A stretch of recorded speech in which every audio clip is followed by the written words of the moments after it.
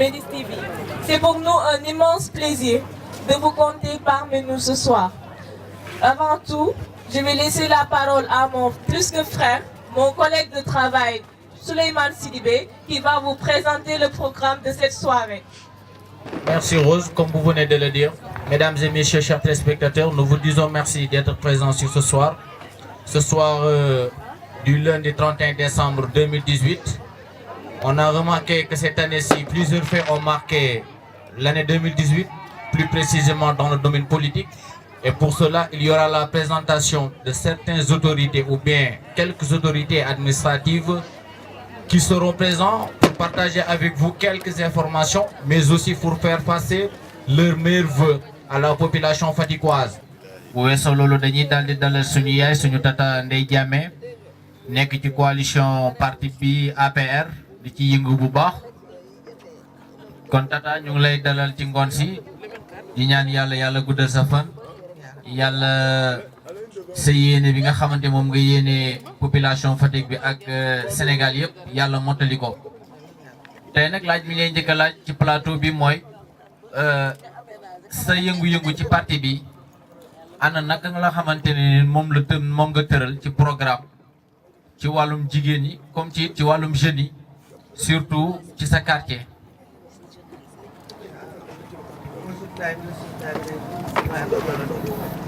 ñu ngi leen di gërëm bu baax di leen sant ci occasion bi ngeen ñu jox ñu mën a janoog askan bi waxtaan ak ñoom mais d'abord présenter les meilleurs vœux de bonne et heureuse année di ñaanal askan wi yëpp atu jàmm atu naataange mu ànd wër ak wërle di ko souhaité waa Fatick yëpp di ko souhaité région bi di ko souhaité Sénégal yëpp ñaan yàlla at mi ñu jublu yal na nekk ak jàmm yal na fi jàmm rek xew yal na yàlla yokk xéewal mu nekk at moo xam ne itam dañ ci dem élection ci ñaanaale yàlla mu may ñu ndam mu rëy a rëy ñu tegaat président Macky Sall ci bopp réew mi par la grande coalition bi nga xam ne moom la ñu taxawal. waaw ci kaw loolu laaj bi may laajaat mooy ñu ngi jëm élection comme ni nga ko waxee ndax yow en tant que grande dame mën naa ni ndax mobilisation bi nga xamante ci wàllum jigéen ñi président dana ko soxla ci campagne yi ndax yéen a ngi ci. loolu moom dañ ci ñàkk nekk ndax man mii toog ak yéen maay présidente des femmes socialistes de Fatick sama casquette boobu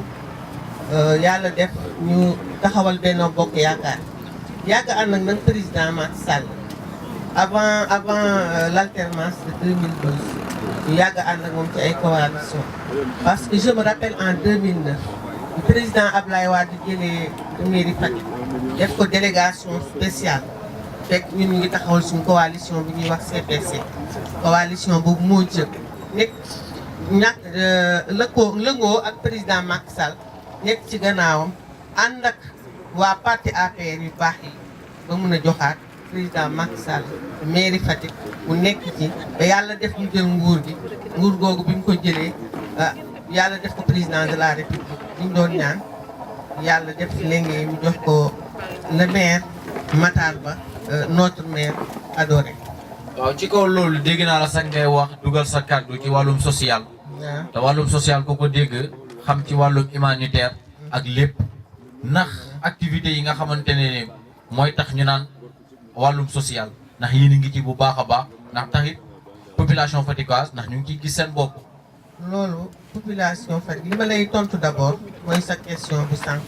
parce que danga ma ne dañoo laaj mobilisation ndax mobilisation boobu ñu ngi ci effectivement ñu ngi ci parce que ku wax parti politique wax mobilisation ku wax parti politique wax animation et je pense que parti yi nga xam ne tey ñoo composé Benno Bokk Yaakaar ñu wëlbati ko composé la grande coalition autour du président Macky Sall ñu ngi yëngu bu baax a baax te ku ci nekk xam na ne jigéen ñeeg jeunesse bi mooy fer de lance parti looloo tax ñun jigéeni Benno Bokk Yaakaar yi nga xam ne ñoo nekk dans la commune de Fatick ñu taxawal benn meeting bu rëy le 26 janvier wane suñu bopp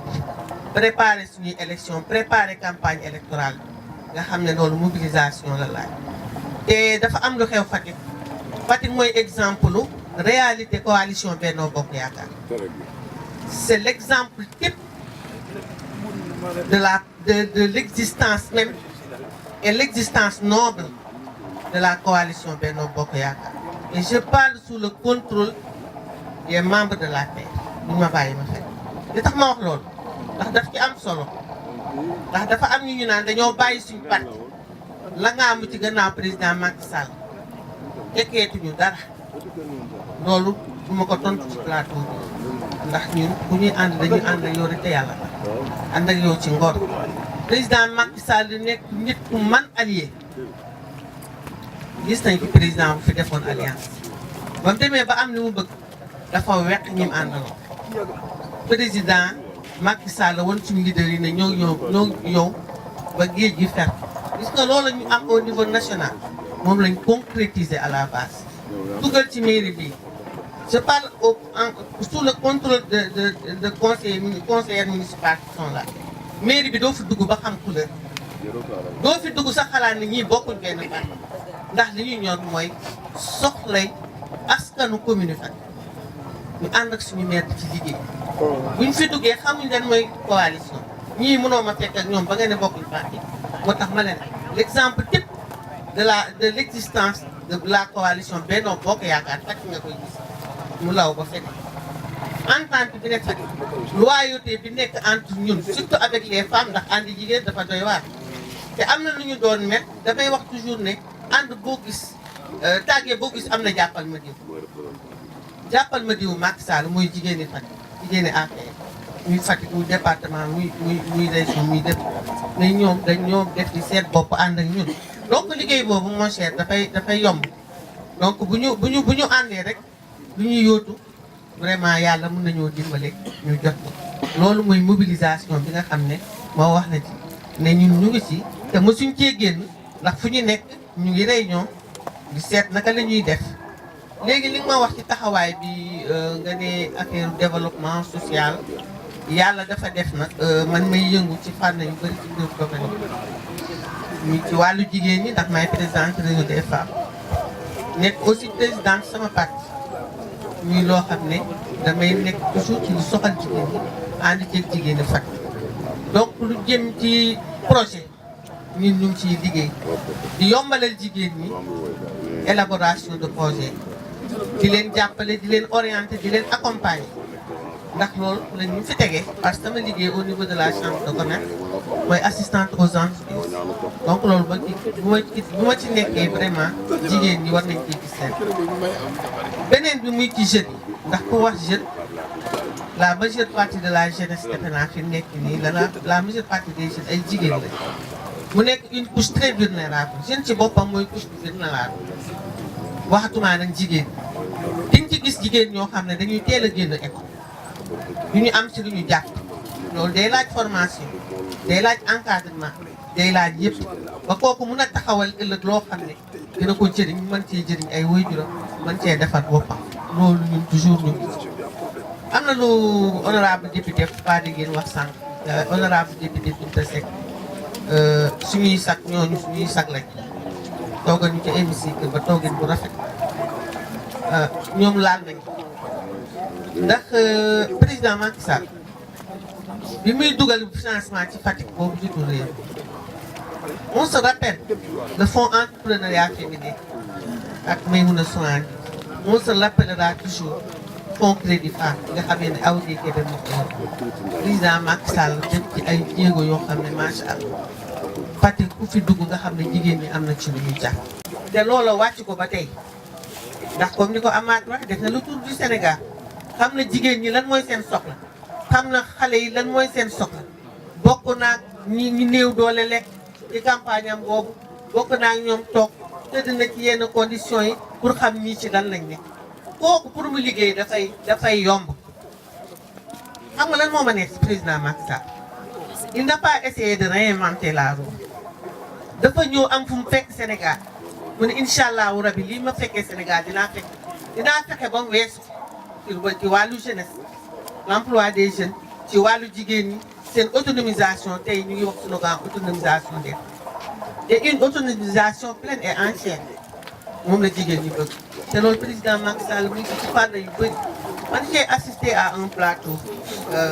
en France qui parlait des droits des femmes quand bi ma leen waxee ne nous sommes en avance surtout ngir jëm ci droit des femmes dañoo tiit ne man nan laa ko mën a wax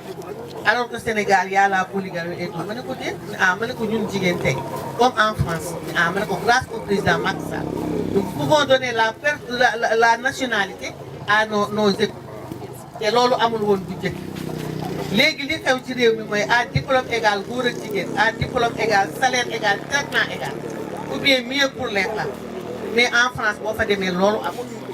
donc muy ay jéego yoo xam ne ñun jigéen ñi sentir nañ ko te mën nañ koo wax mën nañ koo nettali aisément loolu exemple rek bu ma lay jox ndax bu ñuy wax développement ñu ngi wax infrastructure mais dafa am beneen côté boo xam ne les droits des femmes dañ ko war a promouvoir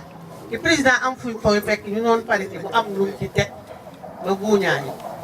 donc loolu dañ ko ciy gërëm di ko sant ndax jigéen mënut a am autonomisation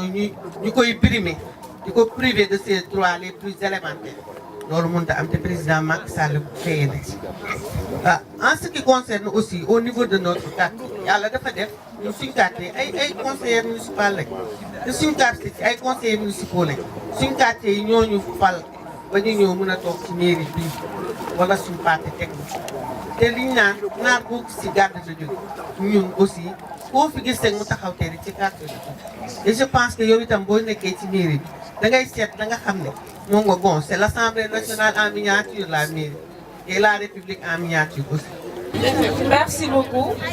Merci. Monsieur Diouf, nous vous remercions de votre présence sur ce plateau des vœux aujourd'hui. Ma première question est la suivante. Quel projet ou programme a été réalisé par les jeunes boucliers de la République dans le cadre du développement de notre très cher pays? Merci. maa ngi lay sant di la gërëm bu baax maa ngi nuyu initiateur activité bi muy mes chers camarades Ousmane Ndour di Gadiou qui est le PDG de cette télévision mais aussi Ismaël Thiam qui est un associé ak ñëpp ñi nga xam ne ñoo ngi ànd ci liggéey bi maa ngi leen sant di leen gërëm bu baax yàgg naa Fatick j'ai fait 40 ans à Fatick. Mais c'est la première fois que je vois une telle activité.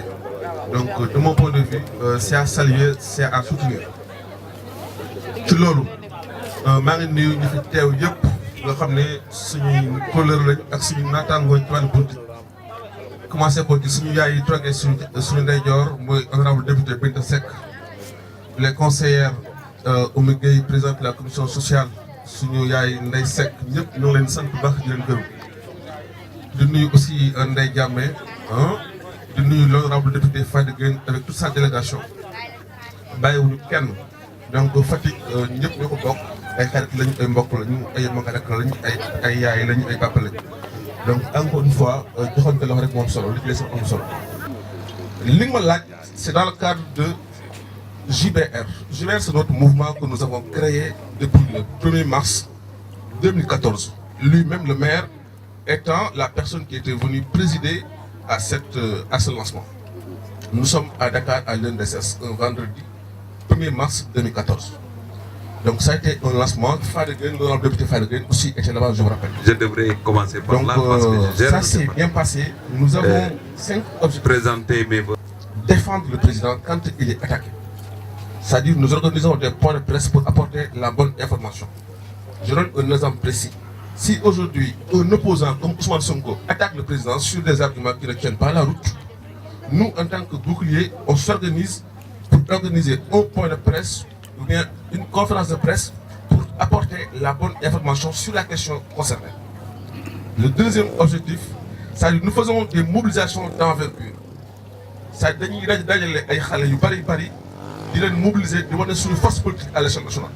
Comme ce fut le cas à Thiadiaye à l'occasion de notre 3e anniversaire, où nous avons mobilisé plus de 3000 jeunes avec tout le décor qu'il faut. Donc on est également sur l'objectif, nous appelons la formation, le financement et l'emploi. Là, on le fait de façon concrète et nous prenons les lignes de Donc on est également sur l'objectif, mais il y a seulement une action,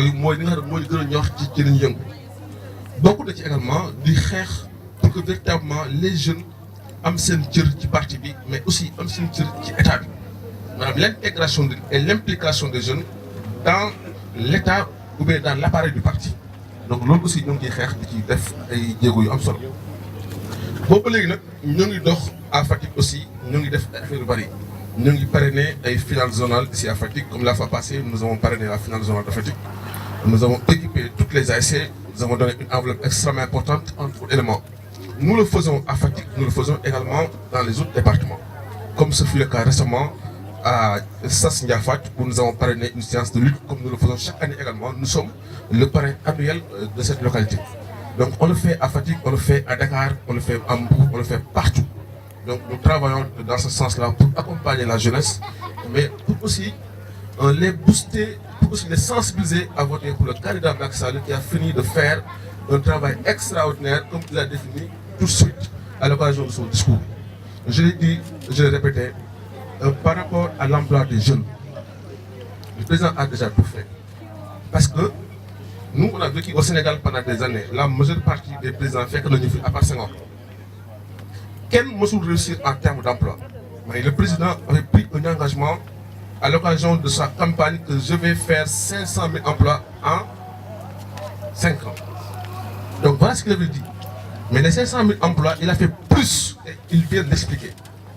Il a fait 413 000 emplois enregistrés au niveau de l'inspection régionale du travail. Ça c'est clair et avéré. Des contrats très clairs. On a recruté 55 000 au niveau de la fonction publique. Et au mois de janvier, il y aura un recrutement de 5 400. Je ne compte pas tout ce qu'on a fait à propos des DAC en termes d'agriculture, de pisciculture et d'élevage. Donc tout ça cumulé, ça tourne au plus de 500 000. Donc sur le plan emploi, le président a respecté son engagement. Sinon, il a fait plus.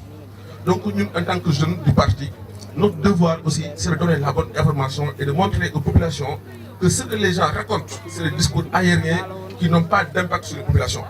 Macky Sall a fini de montrer aux Sénégalais qu'il est le meilleur président de tous les temps. Nous, en tant que Fatickois, notre devoir, c'est de hausser la barre pour qu'on puisse accéder à 80% lors des élections à venir. Parce que beneen dëkk waruñu raw muy Fouta muy Dakar muy fépp fenn waruñu raw. Fatick doit donner le bon exemple et je crois que si on travaille là main dans la main, on peut avoir bel et bien 80% de l'électorat et c'est fort possible. Donc encore une fois ñun ci loolu la nekk chaque fois bu ñu xëyee ci loolu la ñuy dox ci loolu la ñuy wax donc voilà Jubert en gros. Merci. Nous voudrions aussi savoir si les jeunes boucliers de la République ont joué un quelconque rôle dans les parrainages. Effectivement, c'est une évidence. Nous avons joué notre rôle pleinement au niveau des parrainages. Mais vous savez que le parrainage est une question politique. Donc je ne voudrais même pas aborder ce sujet parce que c'est un sujet très sensible. Donc, mais nous, en tant que jeunes boucliers, tout ce qui se passe dans le parti nous concerne en gros caractère. Sur le parrainage, nous avons déposé notre parrainage à qui de droit. Et nous l'avons fait au plan national, et comme tout le monde. Et il y en a qui ont déposé au niveau local, mais il y en a aussi qui ont déposé au niveau national. L'important, c'est de participer au parrainage et de déposer des parrains. Et nous l'avons fait exactement comme la loi le demande. Comme ni ko déggee sànq ci sa biir wax maa ngi dégg ngay wax wàllum promotion pour l'emploi des jeunes. Est-ce que promotion emploi des jeunes yooyu est-ce que exactement les jeunes Fatickois est-ce que ñoom ñu ngi sentir seen bopp bu baax parce que it ñun ci Fatick lañ dëkk ci quartier yi fi lañ juddoo fi lañ yaroo ñu ngi dox di gis di dégg di gis ay jeunes yoo xamante ne ñu ngi ak seen i diplôme toog amuñ luñ jàpp ñii di ubbi ay par exemple nu mu tëddati ay ñii di jaay aliment ñii di def leneen ñii di ubbi ay boutique est-ce que jeunes yooyu noonu ñoom exactement comme li ngeen di wax ci promotion emploi est-ce que jeunes Fatick yi yéen a ngi leen di bàyyi xel bu baax a baax. alors wax naa léegi ne ñun ñëpp Fatick lañ dëkk on se connaît ku nekk xam nga kan mooy kan ak kan lu muy def gis nga avant Macky Sall di nekk président ku nekk xam nañ ci li nga nekkoon du Macky Sall nekkee président ba 7 ans yi toll nii ku nekk xam nañ aussi ci li nga nekk. Sur le plan emploi, je donne un seul exemple. Moi, j'ai eu la chance de travailler à l'ASP, par exemple. Donc, j'avais la responsabilité de faire le recrutement au niveau de Fatick. Nous avons recruté 565 jeunes sur le plan ASP à Fatick. 565 jeunes sur le département. Ce n'est pas un chiffre ordinaire. Le directeur général du port, Cheikh Kanté, a fait un recrutement extraordinaire. Ici à Fatick, nous sommes à plus de 400 jeunes qui étaient au port de Dakar. Il y avait des jeunes également qui étaient recrutés au niveau de l'université. Ils sont nombreux. Donc personne ne peut reprocher aux responsables de Fatick de n'avoir pas participé à le recrutement. Ils l'ont fait. Maintenant, d'accord, nous dolli. Mais les responsables de Fatick ont fait des efforts colossaux sur le plan emploi des jeunes. Et je crois que si on travaille la main dans la main, on peut avoir bel et bien 80% de l'indépendance. Et c'est fort possible. Donc encore une fois, nous chaque fois que nous faisons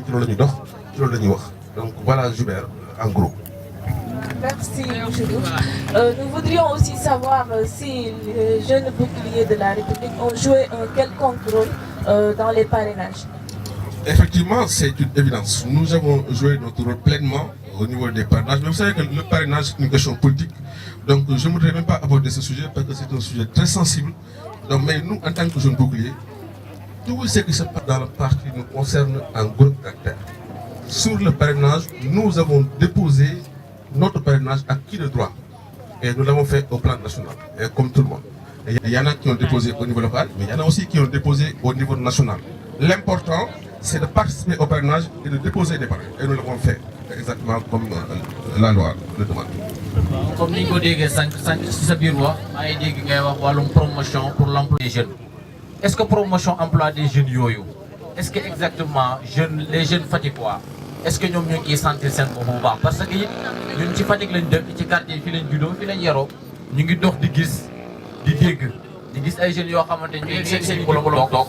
amul jàpp ñii di ubbi ay par exemple nu mu tëddati ay ñii di jaay aliment ñii di def leneen ñii di ubbi ay boutique est-ce que jeunes yooyu noonu ñoom exactement comme li ngeen di wax ci promotion emploi est-ce que jeunes Fatick yi yéen a ngi leen di bàyyi xel bu baax a baax. Alors wax naa léegi ne ñun ñëpp Fatick lañ dëkk on se connaît ku nekk xam nga kan mooy kan ak kan lu muy def gis nga avant Macky Sall di nekk président ku nekk xam nañ ci li nga nekkoon bi Macky Sall nekkee président ba 7 ans yi toll nii ku nekk xam nañ aussi ci li nga nekk.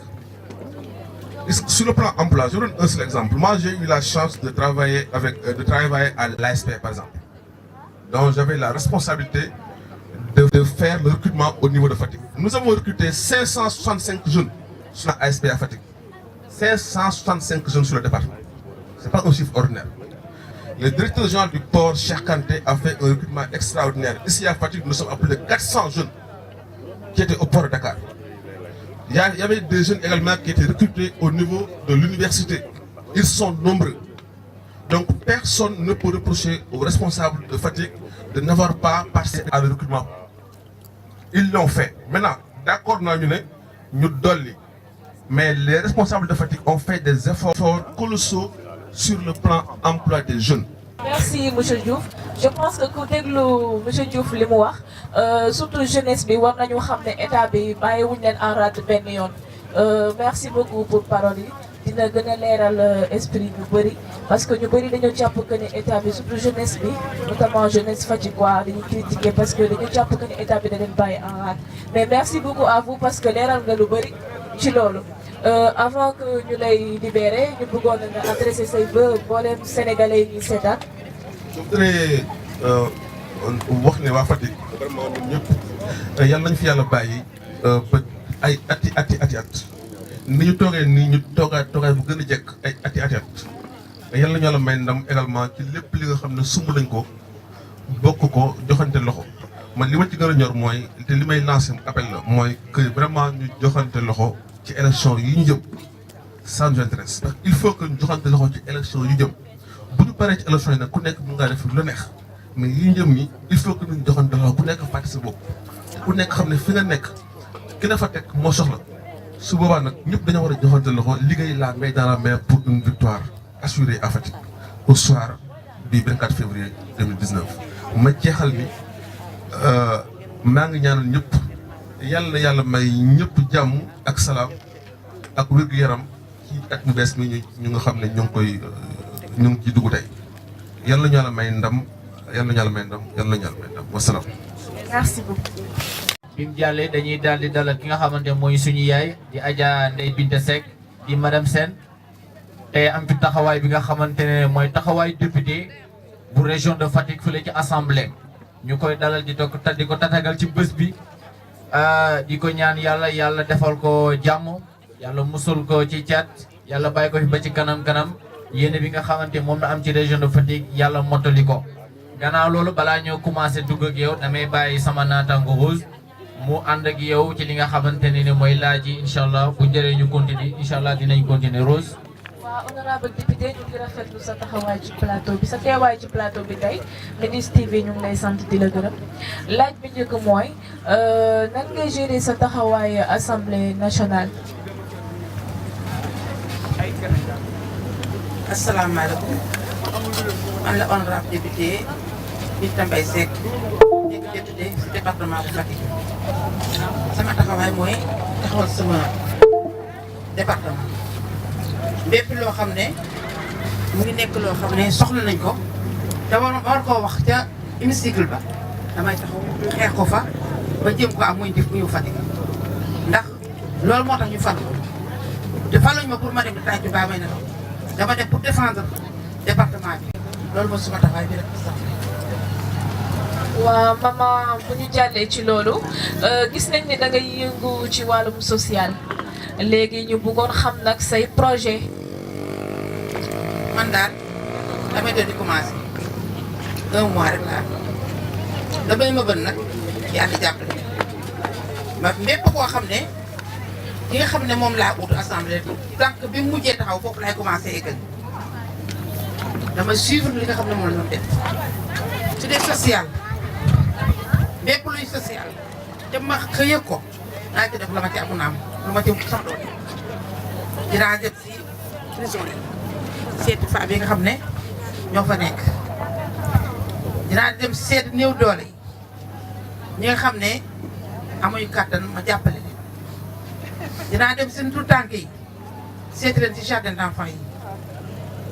seeti leen ba seen toogaay lu bépp matériel bu ñu manqué su ma ko mënee jënd ma jënd jox avant boobu nag su ma commencé liggéey ndax nag commencé gu ma damay door di dugg sama première tànk mooy dem ci commune bi dem ci imam yi ñoom laa njëkk dem nuy ji leen su ma fa jógee ma dem ci quartier yi seet famille ci quartier yi su ma génnee nag dem ci département bi ndax man élu département laa dama couvrir département bi sama liggéey presque département bi mooy gën a bëri su ma fa jógee naa dem seet préfet yi ku nekk ma dem nuy ji la seet taxawaay bi nga xam ne moom laa war a taxaw ci biir dëkk ba seeti femmes yi fa nekk bépp loo xam ne mooy seen ma bët ma mun koo xam su ko regee su ma demee assemblée mun faa taxaw défendre ko. waaw bu weesoo loolu suñu yaay dañ lay laaj maanaam assemblée taxawaay bi nga xamante ne moom lañ mosoon xam ci moom tey député yi gis nañ ni information yu bëri yi ñuy bugg di seetaan télé ay par loola dafay am jaxasoo ñu bëggoon laa laaj ndax député yooyu noonu say moromu député yooyu ndax ñoom ñàkk a respect ñàkk a am respect ci bërëb boobu la am ñàkk a xam seen liggéey ak leen fa askan bi taaj moo tax moo waral parparloo yooyu. man de 15 jours yi ma fa dem. man yi ma fa nekk ay jàmbaar lañ ndax ku nekk day défendre sa région moo tax mu métti ña fa nekk nag di nga def leen neex mooy suñu adversaire politique ñoom ñooy xëpp kaani bépp lu ñu wax rek lu jëmal réew mu kanam ñu xëpp kaani te duñ ko nangu ndax ñoom ñoo fa ëpp majorité lu ñu fa wax mooy am nañu ak Macky Sall nag petit corail dañuy xëcc pour ñëw pour luñ mën a defal suñu région pour région bi lu manqué ñu mun koo am moo ñu fa taaj moo ñu fa taaj ndax nag fi mu nekk nii gis ngeen dafa ne xew barki démb ci loo xam ne teguñ ko fenn ay temps yaa war a wax 5 minutes kii ne yaa wax 3 minutes ñu bëgg a yàq di xas ci ministre yi di def lu nekk man de ñaanuma yàlla dafa xeex baa may xuloo liggéey moom fa yóbbu taxawal sama askan moom fa yóbbu te yaakaar naa ne bennoo ba fa nekk gisuma seet si de ay jàmbaar ñoo fa nekk vraiment. waaw ci kaw loolu gis nañ discours président de la république sànq gis nañ it campagne ñu ngi jëm ci campagne ndax yaakaar ngeen ne li ngeen xamante ne moom la président jot a def Fatick ndax wóor na leen ni incha allahu rabi ak li fi opposants yi def fan yee passé marche yi ndax yaakaar ngeen ni loolu du doon ab gantal ci seen victoire élection yi de février 2019. loolu mënut a yàq dara ndax Macky dafa ne président dafa ne PSE bi mu nee PSE bi lépp daf ci dugg jigéen ñi walatuñ soqatuñ soo demee ci hôpitaux yi xale yi 1 ba 5 ans duñ jënd ticket soo defee opération doo fay ticket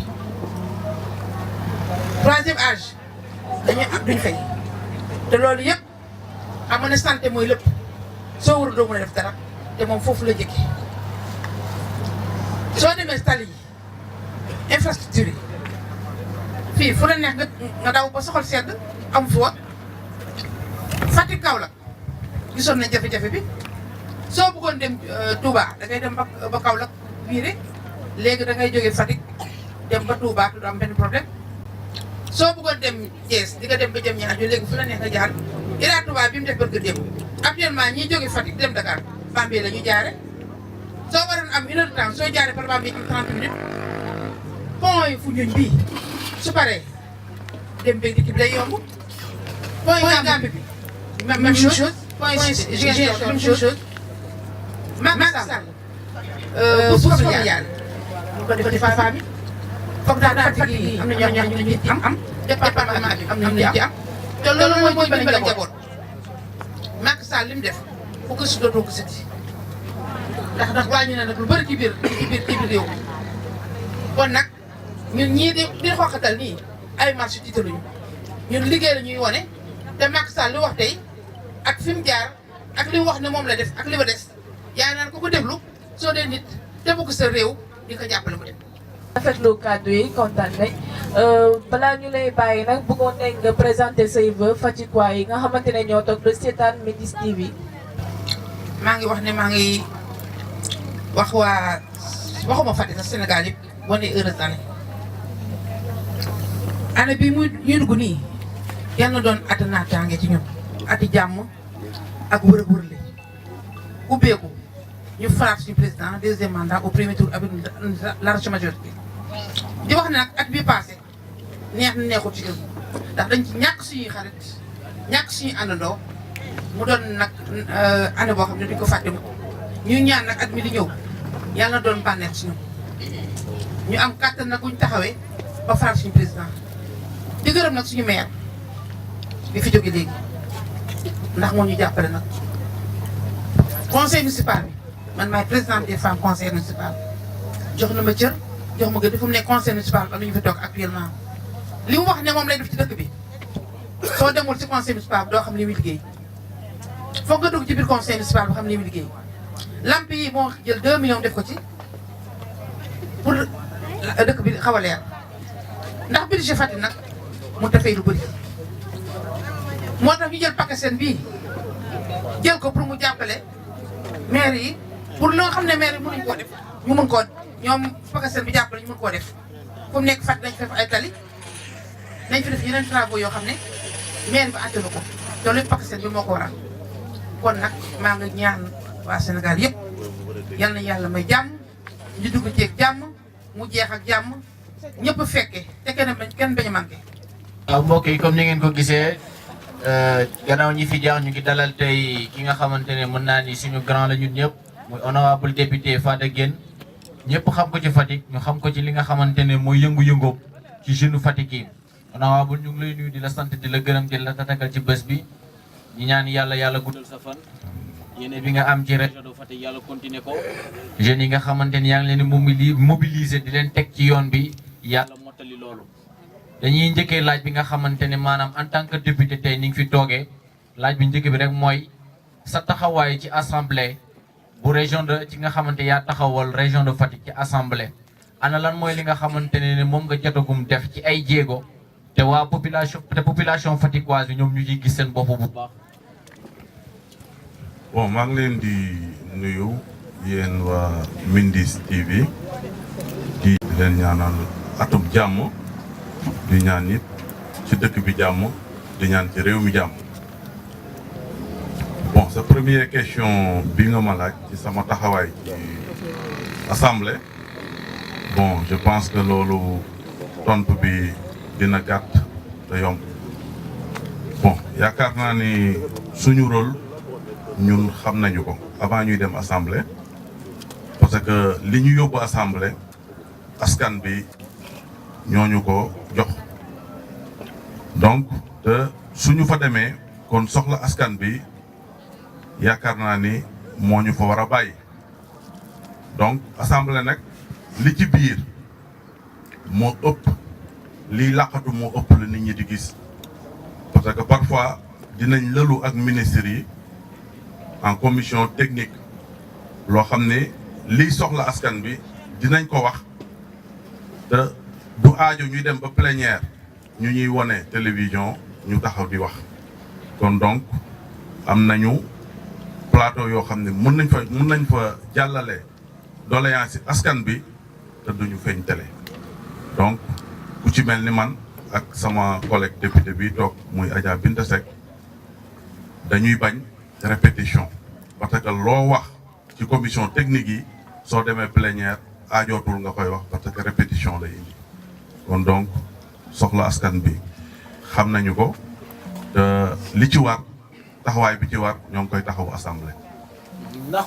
mobilisation bi nga xamante moo war ci wàllum jeunes yi te ñu ngi jëm ci élection te président day daal di soxla mobilisation bu takku ngir élection yi parce que it am na yaakaar ni mën na gagner premier tour ndax yéen mobilisation boobu noonu ndax yéen a ngi ciy. bon je pense que président amul yaakaar ni dina gagner premier tour parce que président bañ koy dénk réew mi dafa fekk mu njëkk ci soxla askan bi en 2010 mu jóg wër réew mi yëpp xam tolof yi sénégalais yi di jànkonteel xamit soxla askan bi xam Sénégal fuy metti parce que soo gisee programme am bi mu yor di koy dérouler nga xam ni kii li muy def da ko xam parce que ki nga xamante ni élection la jëm dama ne su fekkee ni tey population bi dañuy natt ci nit ci bilan rek yaakaar naa ne am na bilan bu ko fi tegaat 2019 parce que programme yim tëgg ci réew mi dinañ ci ñëw ci kanam bëri na bëriwaay boo xam ni tey soo ko xoolee ak discours bu rëy bu mu def nga xam ni wóolu na boppam te liggéey na ci réew mi lu ko joxaat deuxième mandat. ndax ci kaw discours boobu noonu moo wax sànq am na lu mu ci wax benn phrase bu am solo ma jàpp ko muy nee na ab pays mënut a sukkandiku mënut a jëm ci kanam ndéem amul ay infrastructure en tant que député infrastructure yooyu noonu noo ko gisee ak moom wax ji mu wax fan la ko teg. moom fi mu ko teg dafa yomb parce que li mu dëgg ci réew mi ci wàllu bu yoon dafa bari ma jox la ci ay exemple yu ndaw tey le pont de Foundiougne mu ngi nii tey soo doon dem Gambie di nga daan wëri Kaolack jaar ay Passy Sokone pour accéder Banjul léegi mën nga dugg Banjul même pas 2 heures de temps soo ko jaaree Foundiougne Passy Sokone Banjul kon donc ma ñëwaat ci Ila Touba bi yaakaar naa ni mën nga jóge fii Fatick même pas 1h30 nga dugg biir Dakar soo ko jaaree Ñaaxaar Bambey jël péage bi ñu ñëw ci le pont de Fongolemi man bokk naa ci ñi wër réew mi Fongolemi pour nga traverser woon dex bi fa ne woon bac bi fa ne woon manuel la woon président am gis-gis parce que gis-gis boobu li ko may wax naa ko ci sama njëlbeeni wax dafa wër réew mi xam fii metti ci réew mi tey gox boobu soo fa demoon pour nga traverser fa man mi nga xamante ni dama doon yëngu ci domaine entrepreneuriat kon donc zone boobu yëpp def naa ko da nga doon jënd marchandise pour nga traverser fleuve boobu rek problème la woon léegi yaakaar naa ne loolu doléance boo xam ne la moo ngi suñu ginnaaw soo demee pont bi mu fa teg yaakaar naa ni askan bépp teg nañ ci seen bët donc ñu ñëwaat ci autoroute péage bi tey régime bi fi newoon tey xëccoon nañ ko ba mu yem jam ñaaju tey actuellement ni tey moo ngi waaj a ñëw pour lancer Mbour Fatick Kaolack te lim def ci infrastructure ci réew mi yaakaar naa ne amul benn président de la république bu ko fi def loolu du li ngeen ma tàllal micro may wax lu ma neex loolu dafa doon loo xam ne tey ñëpp gis nañ ko te ku ko vérifié di nga ko gis. waaw ci kaw loolu am na laaj bu am solo mu la bëgg a laaj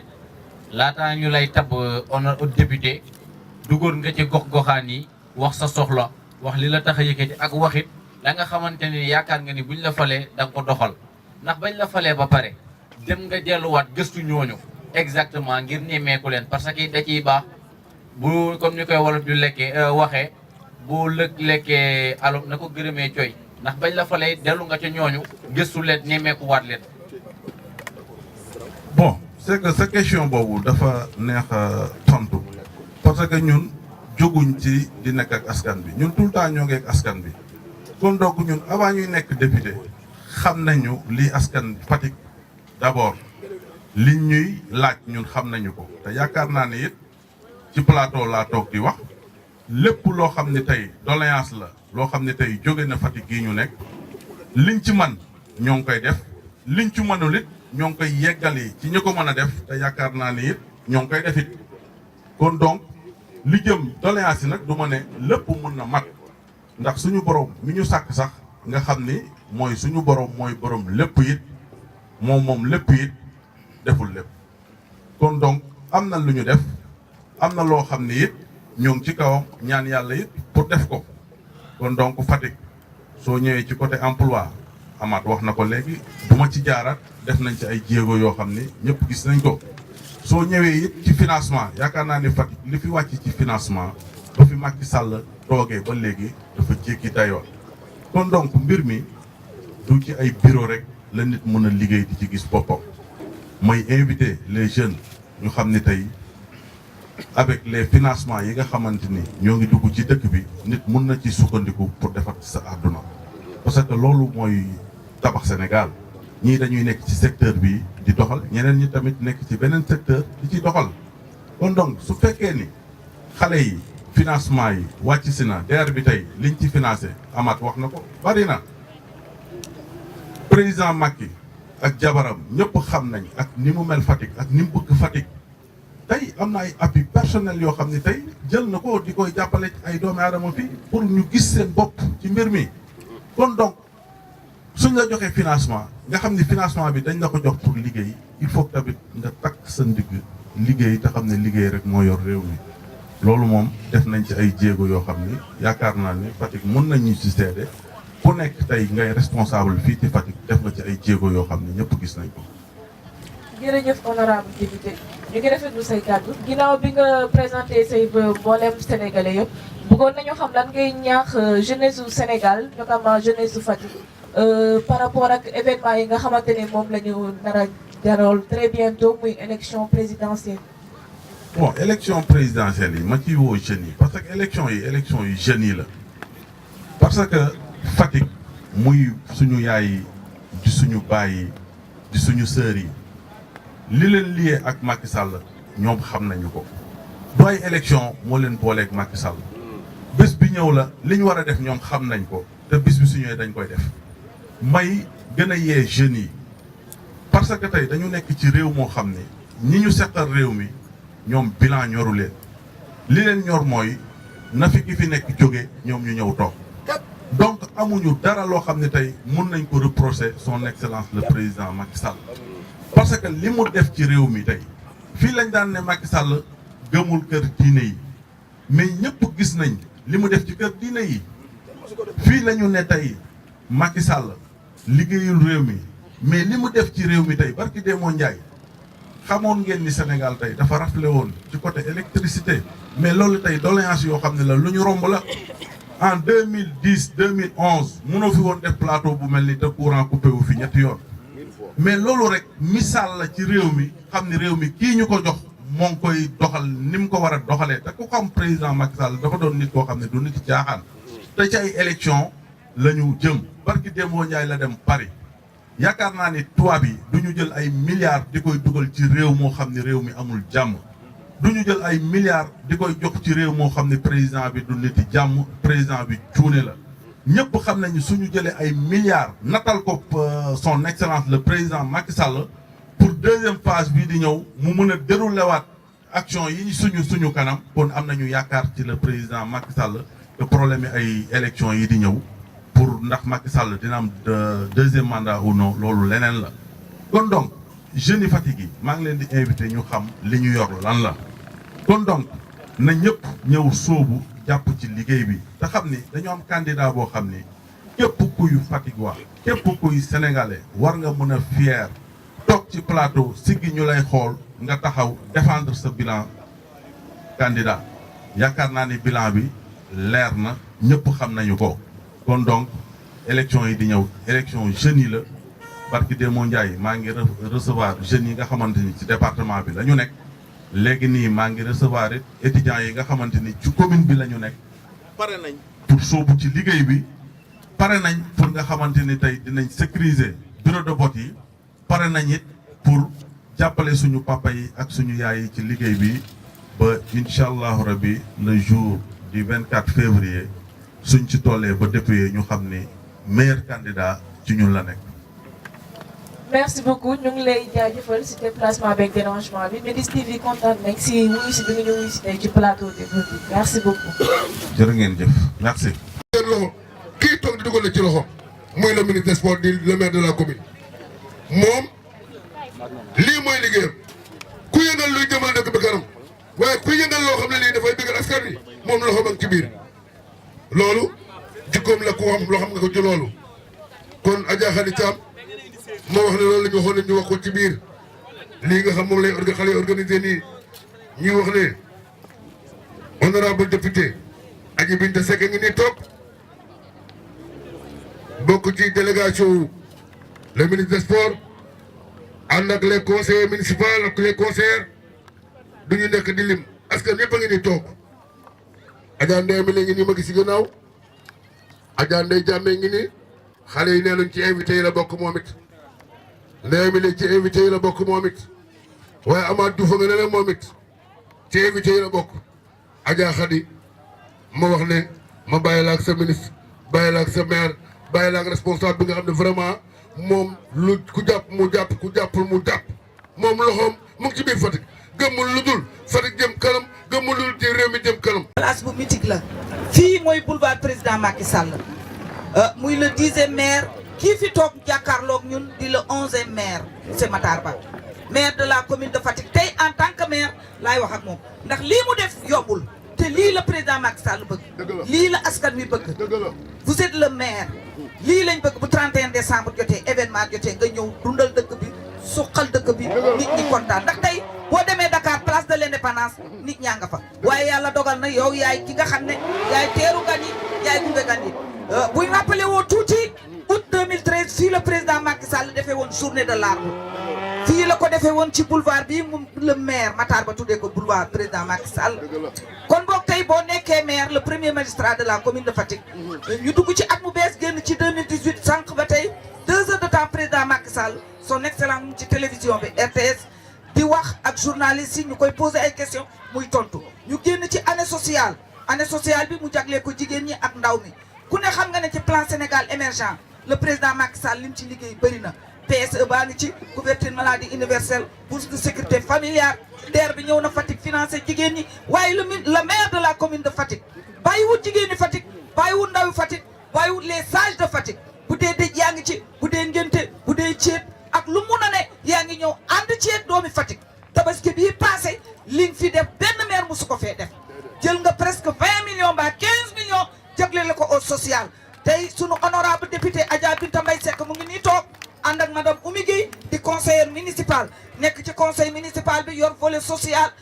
jigéen ñi Fatick yëpp a ngi nii Amath Diouf nekk conseiller municipal fii ci Fatick le doyen di sunu xarit di xariti président Macky Sall Alaaji Pape Samba Diouf mu ngi fi Modou Ndim madame Ndeye Amy Leye di responsable politique fii ci Fatick di opératrice économique ku yor volet social mu ngi ci tout reste léegi rek motu sax 4 heures de temps ci hôpital régional bi ay triplé yu fi juddu di ñetti góor nga yónni ñu yàgg sa soxna maa ngi Ndeye Amy Leye ak sa soxna ñu dem loolu la président Macky Sall bëgg lii lañ bëgg ndax ñun doomi Fatick ñooy defar Fatick Dakar dëkkuñu fa Dakar moomuñu fa Fatick la ñu bokk Fatick la ñu moom président Macky Sall ñi mu takkal ndombo tànk wóolu leen bëgg leen dafa bëgg Fatick bëgg ñu jàppale doomi Fatick monsieur le maire ñu lay sant di la gërëm ci barke Mohamed 2019 bii ñu dem président Macky Sall yal na am deuxième mandat te da koy am jëri ko li wàq mi ci somb li président bëggoon ci yow yaa ngi koy def muy lii tey bu la neexoon am nga kër Dakar nga toog fa waaye chaque 31 décembre fii ngay ñëw feete ko ak ñoom waaye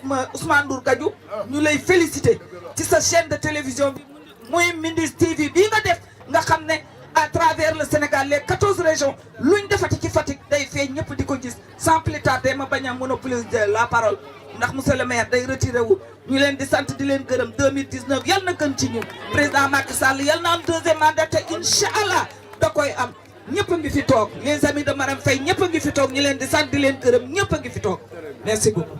Et pour cela, nous avons sur ce plateau monsieur le maire, ministre du Sport, monsieur Matar Ba, maire de la ville de Fatick. Je vais laisser Rose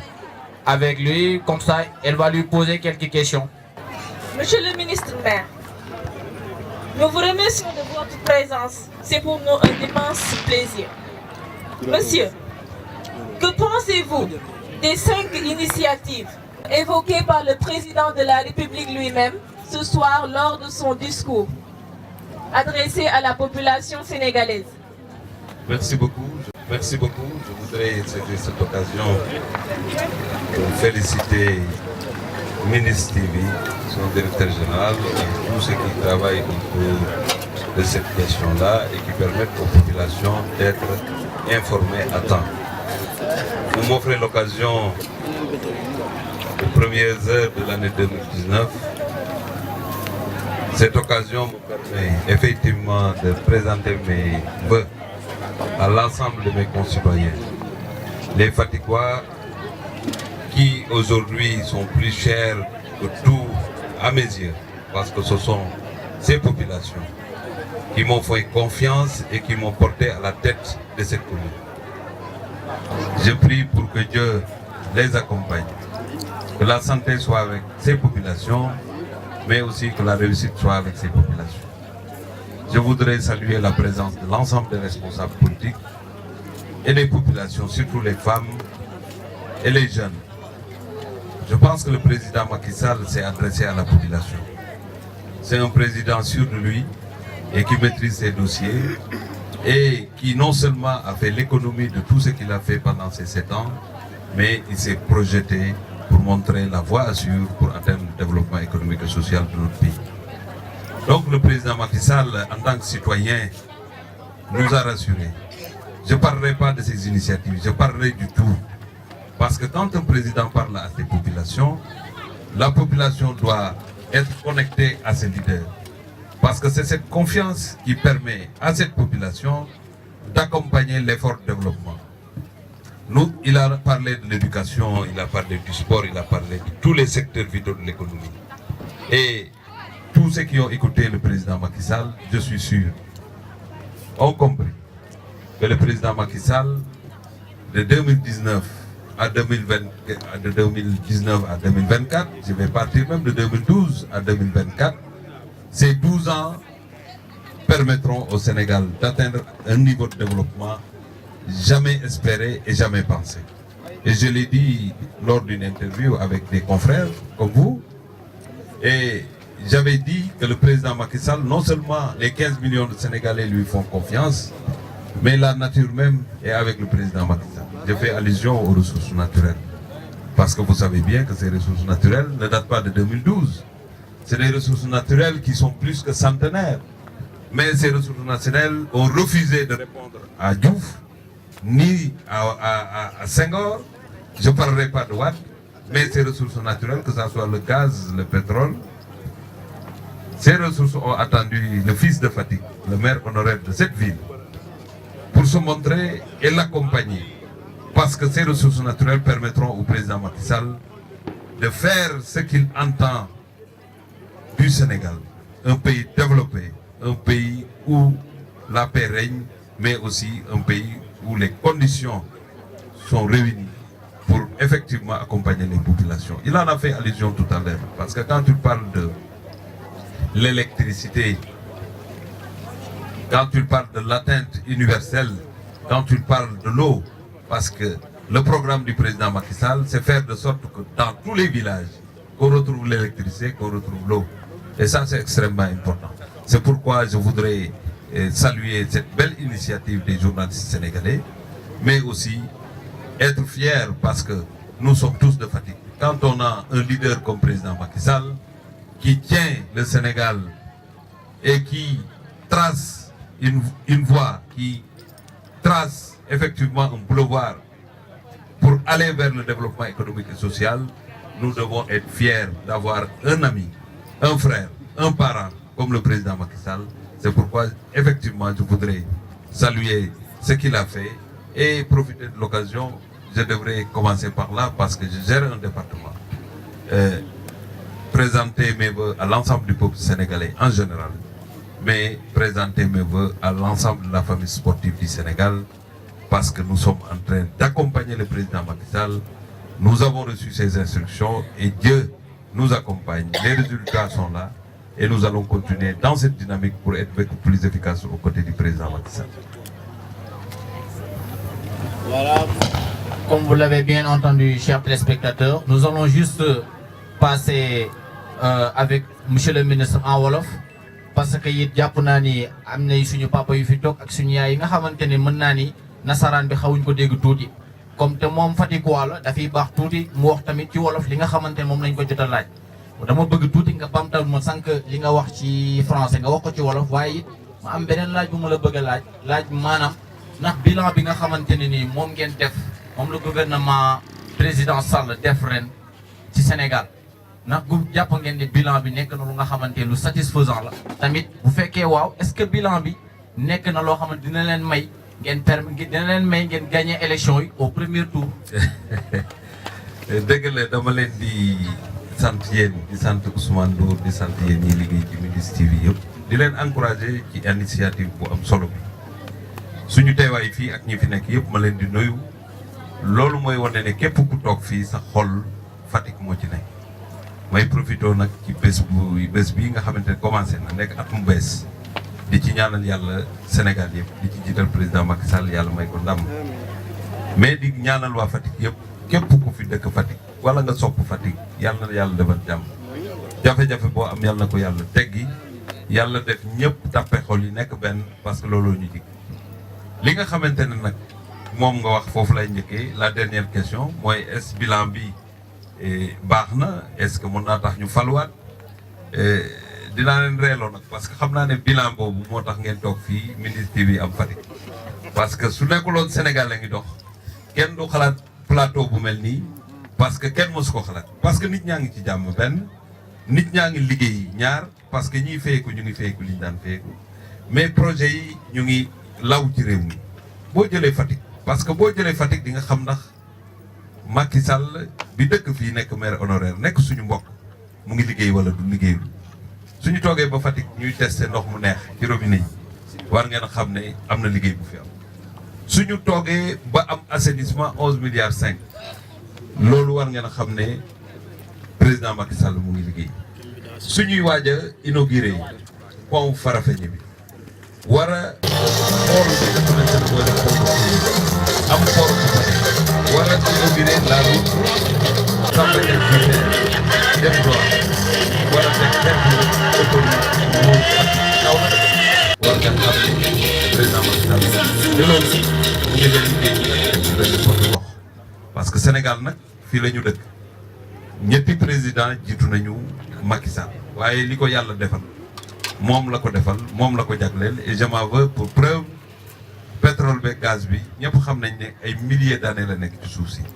waaye dañu làqatu bañ a wone seen bopp.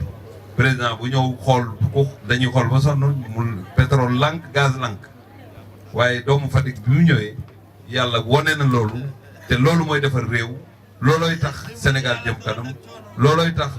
Sénégal dox, loolooy tax ndaw ñi am liggéey, ku yëngatu am jàmm, ku yëngati am koppar yooyu dunde. Kon ñun dañu war a fier ñun waa Fatick, parce que boo amee mbër mu ngemboo ci sa dëkk dem di bëri ji def li mu def, war ngaa gën a jàpp, war ngaa gën a am mbëtte ànd ak moom liggéey ak moom pour Sénégal gën a jëm kanam defe naa ne loolu moom moo wane échantillon bi mu nekk ay nit ñu am fulla ñu am fayda ñu wuyu si leen parce que dañu accorder importance au développement du pays mais dañu accorder une très grande importance au développement de cette commune. li ci des nag wax nga ko ndax dinañu jàll wala du ñu jàll Sénégal nag nit ñi ay soxla la ñu am di ko teg ci kaw taabal ji ku régler seeni soxla am nañ fulla gu tax li nga bëgg ñu defal la ko moo tax ñu jàpp ne fi ñu jëm nii combat la rek parce que Yawou Dial wax naa ko démb Yawou Dial buy dajeeg Balla Gaye it combat la tudd waaye Yawou Dial buy dajeeg Modou Lo combat la tudd Balla Gaye ak Modou Lo it combat la tudd waaye xam nga ne mbëru réseaux sociaux ak mbëru télévision ak rajo bokkul ak mbër mu entraîné takki jaajam bari doole mënta bokk moo tax fi ñu jëm nii dinañu yëngatu waaye yëngatu bi lu war a nekk la rek am na sax mbër mu ne woon fii dëkk Fatick du jéngu waaye bàyyi na jéngu bi moo kon xam nga ne xeex du am waaye li am solo daal mooy nit ñi dinañu jàppale président Macky Sall parce que moom la ñu gëm liggéey na lu tax ñëpp mën koo jàppale pour mu continuer liggéey. Permettez-moi de vous poser une autre question. Concernant les élections qui se préparent, allez-vous battre campagne ici à Fatick ou bien pensez-vous que Fatick est déjà acquis? li ma la di wax balaa may yegg ci loolu mooy j'informe la population et l'ensemble des sportifs que la fête de Coupe du Maire bëgg nañ ko def le 27 bu soobee Yàlla après le grand meeting des femmes de Fatick su ko defee xeex bi jeex xam nga loolu transition la parce que jigéen ñi buñ meetingee rek nga xam ne fii opposition amul donc je pense que jigéen ñi ñoo moom xeex bi ak jeunes yi ñun bu ñu yàlla dimbalee li ñu war a def mooy dem Ndakaaru fi nit ñi xalaat ne war nañ faa mën a jàpp wala ñu dem ci yeneen région yoo xam ne te mën nañ fa jàpp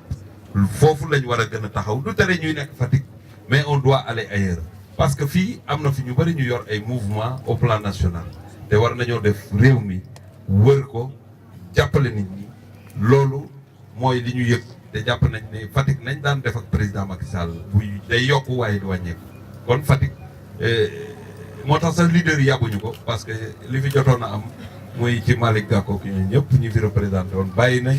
def mobilisation fekk si le président Macky Sall kon ça doit normalement être une promenade de santé waaye comme élection la il faut respecter les formes il faut faire le travail nécessaire pour que bu ñu proclamer résultats yi ñu gis liggéey bi nga xamante ne leader politique yi def nañ ko population Fatick def nañ ko pour jàppale seen mbër muy président Macky Sall. Merci, Monsieur le ministre. Pouvez-vous nous faire une petite récapitulation de tout cela en séeréer, puisque nous sommes sur une terre. Mais balaa ñuy dugg ci séeréer parce que quand je venais quand même je n'avais pas ma casquette de ministre. Je pensais que vous allez interpeller le maire par rapport ak li nga xamante ne moom lañ fi liggéey te ñu bëri xam ñu ngi fii am ay conseillers municipaux yu bëri fii ñu toog nii. ñoo ko tuddee président Macky Sall le boulevard Macky Sall ñu nekk ci dëkk boo xamante ne dafa laaj sensibilisation parce que nous avons une commune boo xamante ne li mu war a dundee mooy taxe municipale personne ou bien la majorité ñi fi yëngatu du ñu fay taxe municipale loolu moo andi jafe-jafe bu yoo xamante ne bu ñu wutiwul feneen lu ñu jàppale Fatick du gaaw a jëm kanam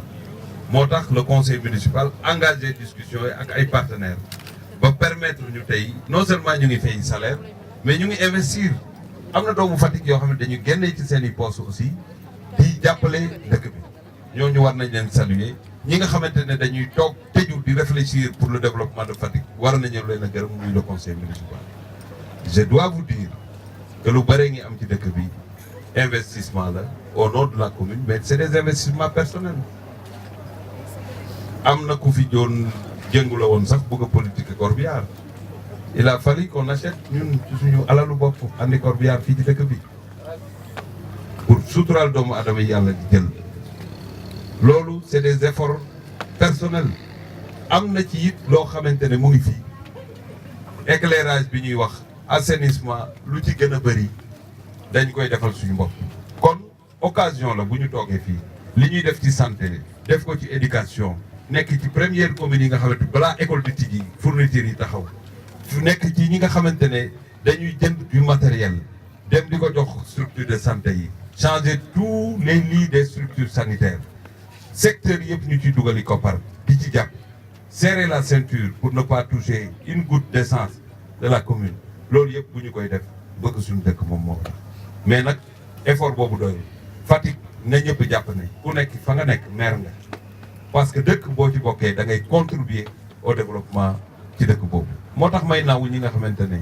bu ñëpp ndajee Dakar ñu ñëw Fatick parce que Fatick la ñu am ma naw ñi nga xamante ne week-end bu nekk ñu ñëw toog ci dëkk bi waxtaan ak nit ñi dugalanteeg nit ñi ñu mën a dimbale ñu dimbale leen noonu lu dëkk di doxee dëkk boo ko bëggee da ngay xam ne tu es aussi responsable que le maire et les membres du conseil municipal waaye jàppuma ne dëkk li koy defar mooy naan fii tilim na fii lëndëm na et cetera man li ma gëm mooy Matar Ba bu ne fii lëndëm na te ma mën a jënd ampoule changer lampe ba damay changer lampe ba pare ne fii lëndëm na fii dafa lëndëmoon noonu la nit di doxee Fatick ñoo ko bokk ku xas Fatick xas nga sa bopp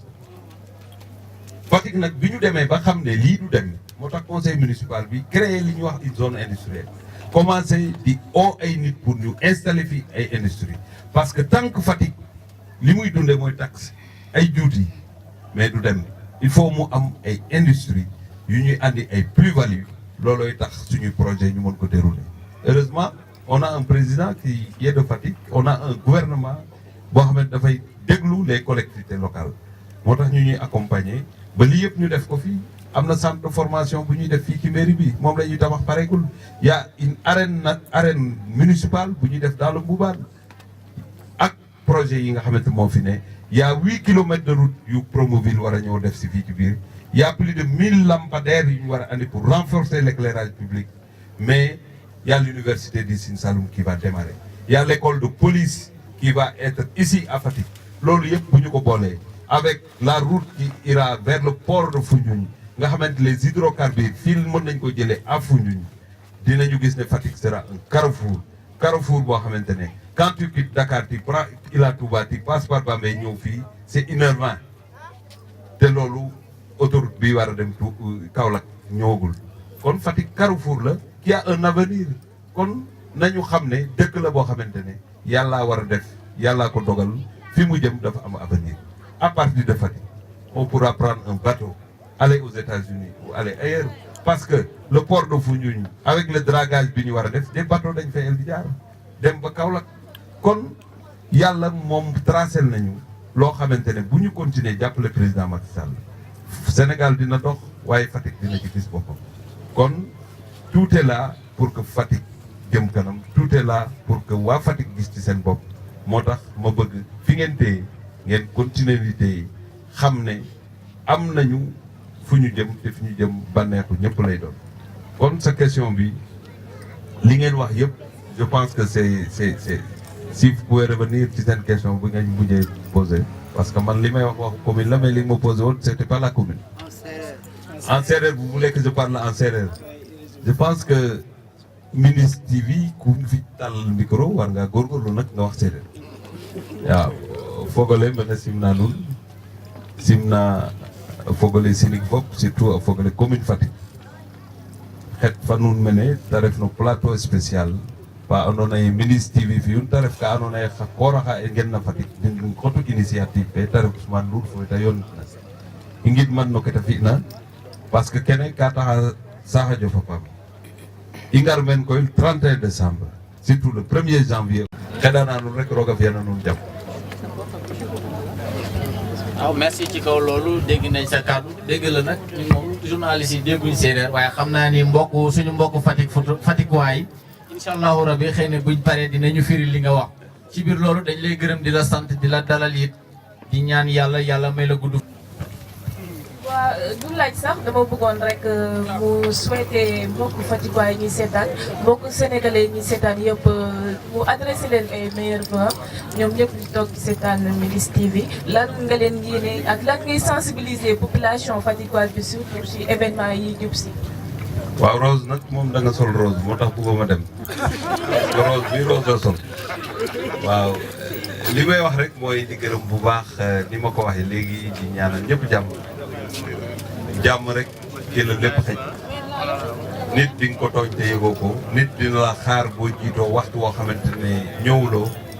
waaye li gën a am solo rek moom mooy ñu xam ne Sénégal joxante loxo mooy tax mu jëm moo tax maa ngi souhaité ñëpp une bonne et heureuse année 2019 année boo xamante day nekk année de consécration pour le Sénégal année boo xamante Sénégal dina def jéego yu mag vers le développement économique et social mais jéego yu mag vers l'émergence loolu nag ñaanal naa ko Sénégal yëpp te Fatick ci la bokk di wax rek nag sama mbokk yi Fatick yi ñi nga xamante ne lépp fii la déparé nañu joxante loxo jéggalante nit da ngay am intelligence booy dem ci mbir te xam ne lii moo la jig tekkiwul ne ñi nga àndal yëpp da ngeen di toog di naanandoo ataaya di nasandoo waaye nga war ngeen am intelligence ba nga xamante ne li ngeen bokk yéen ñëpp ngeen di daje ci liggéey yi bu ñu jógee ci loolu ku nekk dem yoon jàpp naa ne politique bi ñu war a def mooy loolu parce que ku nekk am nga xel am xol am ay bëgg-bëgg kenn du la ko tere waaye bu Fatick jógee nga xam ne moo ñu ëpp doole ni ñu Sénégal ëpp doole war nañoo julier suñuy ambition xam ne lii pour Fatick dem kanam la nga jox sa morom loxo keneen jox la loxo ngeen jàpp pour mu gën a dëgër en tout cas loolu lay ñaan ci 2019 bi mu nekk 2019 boo xamante président Macky Sall dina continuer tranquillement liggéeyam mais Fatick it dina continuer jëm kanam képp ku fi nekk yàlla defal la jàmm képp ku fi nekk loo dugg yàlla na ko yàlla sottil képp ku am tolof tolof it yàlla na ko yàlla teggi parce que man maire bi ma doon moo ma imposé même bu ma bëgguloon mel noonu moo ma imposé may travailler di jouer la carte de l'unité di jouer it la carte de la solidarité et de la générosité pour que ñun ñëpp ñu jàppante pour Fatick jëm kanam kon maa ngi sant ñëpp di gërëm ñëpp di leen ñaanal yéen tamit bu ñu fi dajee déwén ngeen gën a am doole ni Mindiss TV bëtt frontières yi génn ci Sénégal ngeen gis ci seen bopp monde bi yëpp di leen di suivre te bu leen am ndog bu leen am benn tolof tolof donc maa ngi leen di sant di leen gërëm ba salaam.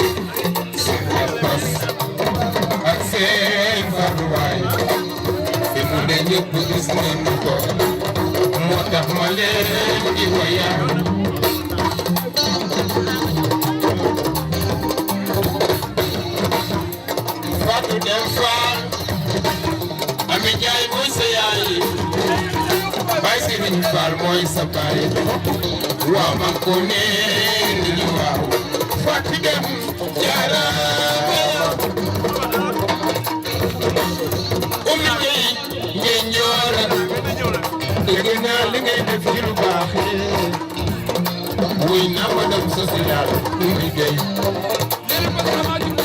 Ismaïla Thiam waa Belgium waa Koungheul jaaraama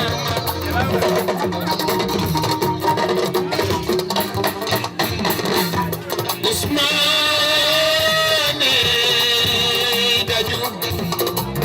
seen liggéey wér na wóor naa yi xaritu première dame Mbégaan du mooy sama am Ousmane Dadju Ndour ma wéy la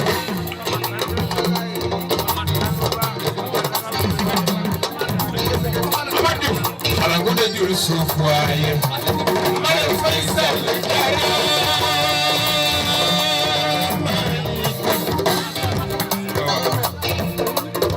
Fay biram penda waadaan li ngay de ci waar yi rafet na lool gis nañ seen taxawaay yi ci Sénégal fondation Sauvetir le Sénégal jàppale askan wi yaa ngi dooleel man ko am fayda madame la présidente royukaay nga jàmbaar nga kormati yaa ngi liggéey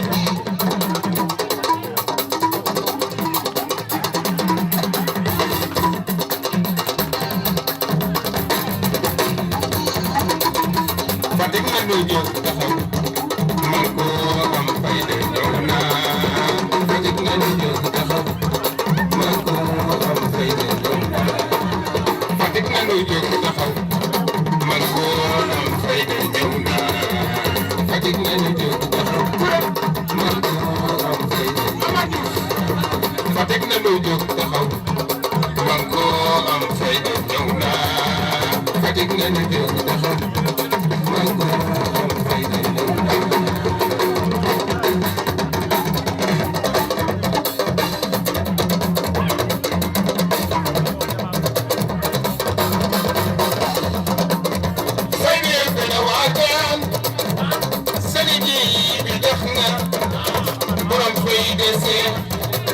borom ila Touba borom Koroda mooy borom nekk ci xolu Sénégalais Sall Ndiaye Fatick na ñu jóg taxaw man ko am kay ñëw naa Fatick na ñu jóg taxaw man ko am kay ñëw naa tey lay woy di kay Meïssa Diouf yaayu Abdou Baye Alaaji Njugi Diouf mooy sa baay